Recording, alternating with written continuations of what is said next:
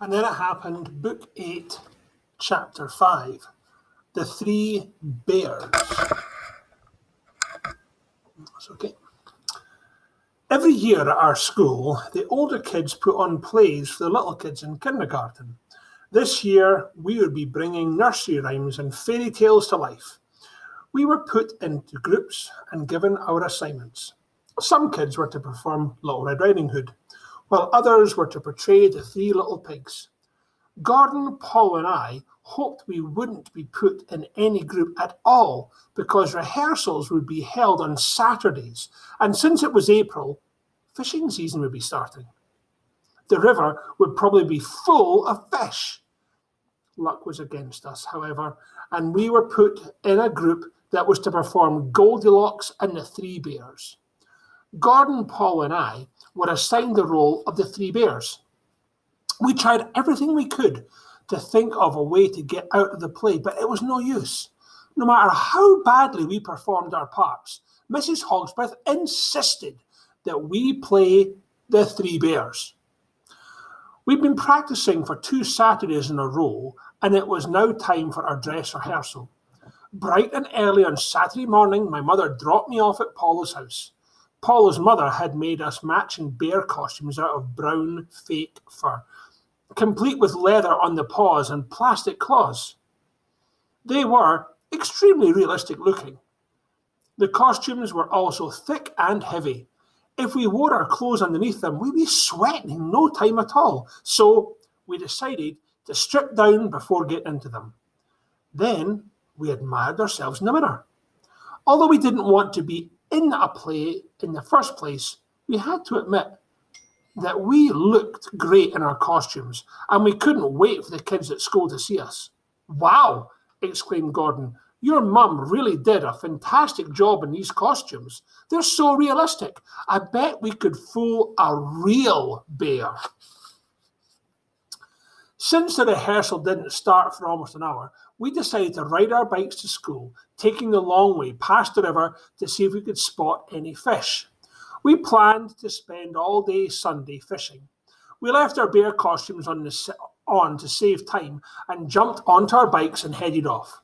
Once at the river, we left our bikes by some bushes and continued on foot, exploring all of our usual fishing spots along the way. To our delight, there were fish jumping and splashing everywhere. Sunday was going to be a great day for fishing. And then it happened. Off in the distance, we heard what sounded like a pack of dogs howling. "Hey guys," I said, "do you hear that?" "Yeah," said Paul, "it sounds like dogs. A lot of dogs." "So," said Gordon, peering into the water at a large fish, "it sounds like they're running in our direction. The noise is getting louder," I said, just a little scared. In fact, the pack of dogs was getting closer. We looked back up the riverbank, and sure enough, about 8 large dogs appeared, sniffing the ground, obviously tracking something. A couple of hunters came into view behind them. Said Gordon, looking up. "I wonder what they're hunting for at this time of year." "The only season open right now is..." "Oh no! Bear season!" we all shouted together. "Run!" yelled Gordon, and we ran for it. Spotting our movement, the dogs began howling again and racing after us. Gordon, Paul, and I ran deeper into the woods, hoping to lose the dogs in the dense trees, but it was no use. They were closing in on us by the second. The hunters followed close behind. We were doomed. Gasping for air, Gordon said, "Quick, we've got to get out of these costumes. The dogs think we're real bears." Frantically, we tore off our costumes and threw them on the ground. Then we dove behind some thick bushes, completely naked, just as the pack of howling dogs burst into the clearing. Our trick worked. The dogs stopped at the bear costumes, growling and barking. They looked puzzled as they sniffed the costumes, and then they began to tear at them. "Oh no!" gasped Paulo. "My mum's going to kill us. We've got to get them out of here before those dogs do the same. We've got to get out of here before the dogs do the same to us," I said.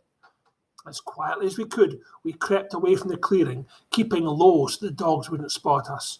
When we were far enough away, we broke out into a full run, and we didn't stop until we came to the edge of the woods. "What do we do now?" asked Paulo. "We can't very well go to school naked." "We can't go anywhere like this," I said. We both turned to Gordon. "Well, we can't stay here forever," he said. "We'll have to try and make our way back to Paulo's house without being seen." "How?" I demanded. "We'll start by staying at the edge of the woods and making our way back in the direction we came from. Then well, I don't know what we'll do then, but it's a start anyway. Come on." Since we had no better ideas, Paul and I followed Gordon. We walked for about 20 minutes, and then we came upon a clearing. "Look over there," shouted Paulo. "Do you see what I see?" Off in the distance was a farmhouse, and flapping in the breeze was a line of freshly washed clothing hanging out to dry. There didn't seem to be anyone outside at the farmhouse, so we quietly crept toward the yard and climbed carefully over the fence.